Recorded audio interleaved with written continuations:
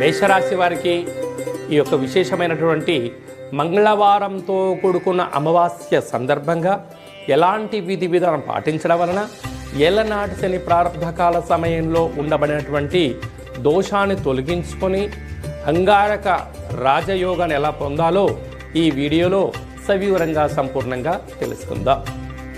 మేషరాశిలో ఏ నక్షత్రాలు వస్తాయనగా అశ్విని నక్షత్రంలోని 4 పాదాలు, భరణి నక్షత్రంలో 4 పాదాలు, కృత్తికా నక్షత్రంలో 1 పాదం కలిపితే మేషరాశి. రాశాధిపతి కుజభగవానుడు.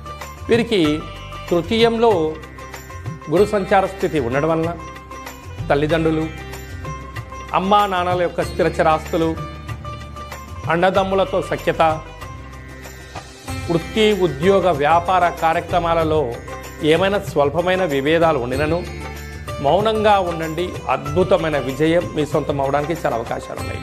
పంచమ స్థానంలో కేతు సంచార స్థితి ఉండడం వలన వృత్తులలో, ఉద్యోగాలలో, వ్యాపారాలలో సత్ప్రవర్తనే విజయము.